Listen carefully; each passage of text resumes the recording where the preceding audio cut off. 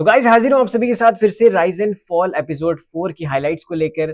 कौन हुआ है नॉमिनेट एलिमिनेशन के लिए, कौन अल्टीमेट रूलर बनने वाला है, क्या कुछ खास हुआ है, अहाना और बाली की लड़ाई क्यों हुई है, उसके बाद आरुष भोला और अरबाज आपस में क्यों भिड़ गए, पवन सिंह को कुर्सी मिल गई वापस फाइनली अपनी। इन सारी चीजों के बारे में आज चर्चा करेंगे। तो स्टार्ट करते हैं बिना किसी देरी के। नमस्कार दोस्तों, मेरा नाम है अंकित चंदेल, आप देख रहे हैं इंडियन न्यूज का digital platform rise and fall. आज का जो एपिसोड था उसमें था हंगामा, ड्रामा और बहुत सारी धोखेबाजी। अब धोखेबाजी कैसी, तो उसके बारे में हमें जानना पड़ेगा कि आज नॉमिनेशन किस प्रकार थी।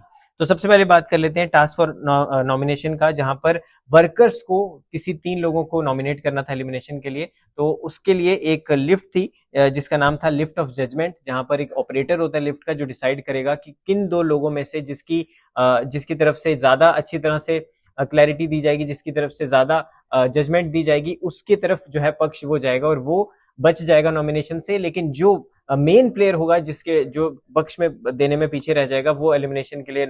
तो पहला जब लिफ्ट ऑफ जजमेंट था उसमें जो ऑपरेटर थे पहले नंबर पे, तो वो थी आकृति नेगी। तो आकृति नेगी को डिसाइड करना था कि वो अर्जुन बिजलानी को नॉमिनेट करती है एलिमिनेशन के लिए या फिर आरुष भोला को। तो जो टास्क हुआ परसों उसके हिसाब से जो लेमन स्क्वीज करना था और वो वाला टास्क, तो उन्होंने कहा कि आरुष की इन्वॉल्वमेंट कम थी और वहाँ पर अर्जुन बिजलानी की सीनियोरिटी को देखकर और अर्जुन बिजलानी ने जो चीज़ें उनको कही और जो कमिटमेंट्स भी दी, उसके चलते उन्होंने आरुष को नॉमिनेट कर दिया और अर्जुन बिजलानी को सेव कर दिया। तो पहला जो नाम हमने देखा एलिमिनेशन में आया जो नॉमिनेशन के लिए, वो नाम था आरुष भोला।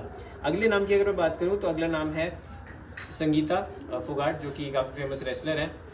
उनका दूसरा नाम सामने आ रहा है क्योंकि जब आकृति के पास चॉइस थी, उन्होंने तो अर्जुन का नाम ले लिया, लेकिन जब बात आई 3 लोगों की, आकृति, कुबरा और उसके बाद संगीता की, तो वहाँ पर जो फैसला लेना था वो लेना था अर्जुन को, और अर्जुन ने वहाँ पर धोखा दे दिया आकृति को और उन्हीं को नॉमिनेट कर दिया। तो ये बहुत बड़ी बात है क्योंकि आकृति एक तरफ से उनका साइड ले रही थी, उनका पक्ष ले रही थी, लेकिन जब फैसले की घड़ी आई तब आकृति को उन्होंने पीठ पे खंजर खोप दिया।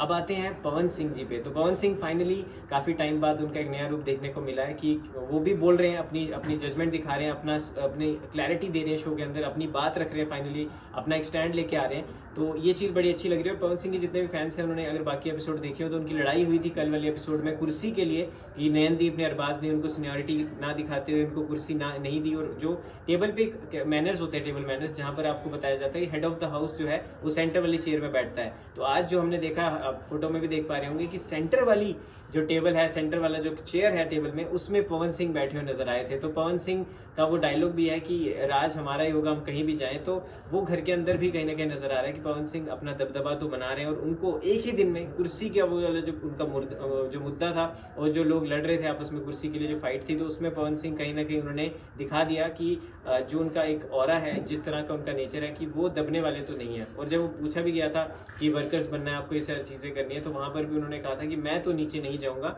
बाकी लोगों को पता नहीं। अब एक और चीज़ पर बात कर लेते हैं, जो है अल्टीमेट रूलर कौन बनेगा, जो कि एपिसोड कल आने वाला है, उसके बारे में बात करते हैं। और इसी में लड़ाई होगी आरुष भोला और अरबाज की, वो क्यों होगी उसके बारे में हम कल बात करेंगे। लेकिन अब बात कर लेते हैं अल्टीमेट रूलर का क्या जो कंसेप्ट है, अल्टीमेट रूलर कौन बनेगा।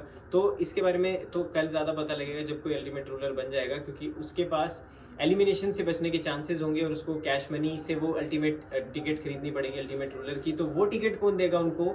वर्कर्स। जी हाँ, वर्कर्स के पास होगा मौका कि अल्टीमेट रूलर कौन वो चूज कर सकते हैं अपने हिसाब से, क्योंकि आज तो 3 वर्कर्स नॉमिनेट हो गए हैं एलिमिनेशन के लिए, लेकिन अभी ये जो मेन पावर है वो आई है वर्कर्स के हाथ में। और मुझे नहीं लगता ये डिसीजन इतना आसान होने वाला है, क्योंकि वर्कर्स जो हैं कहीं ना कहीं चाहते हैं कि उनकी बात के हिसाब से फैसला, और वो उस इंसान को अल्टीमेट रूलर बनाएंगे जो कहीं ना कहीं बाद में उनके लिए भी स्टैंड ले। तो ये बड़ा ही मुश्किल रहने वाला है। और फिलहाल अगर मैं बात करूँ आखिर में कल वाले टास्क की, जो कि होने वाला है ये वाला, तो इसमें अरबाज और आरुष बुरी तरह लड़ने वाले हैं और आपस में इतना ज़्यादा वायलेंस होने वाला है कि आकृति नहीं कि सब लोग वहाँ पर उनको छुड़ाने आते हैं।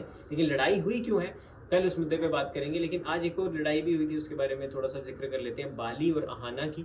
तो बाली ने उनके आरुष भोला जब बीच में आए, जब उनके ऊपर फैसला सुनाना था, तो उन्होंने कुछ बोला, तो वहीं पे आरुष भोला की फेवर लेते हुए, स्टैंड लेते हुए वहाँ पर बाली उनसे भिड़ गई, क्योंकि उन्होंने कहा मेरी माता पिता पे कैसे अहाना जा सकती है, और बड़ी बदतमीजी से बहुत ही खड़ी खोटी सुनाई उनको और अच्छी उनकी क्लास ली। और वहाँ पर सिर्फ पवन सिंह और बाकी सब लोग उनको चुप कराने हैं, उनको शांत करवाना है। और उन्होंने कहा कि अगर कोई गंदा बोल रहा है तो आपको भी उसकी तरह बनने की ज़रूरत नहीं है। तो ये एक फाइट है जो रूलर्स के बीच में पहली फाइट हमें देखने को मिली, और वर्कर्स के बीच में जो फाइट है और रूलर्स के बीच में, वो हमें कल देखने को मिलेगी, कल वाले एपिसोड में।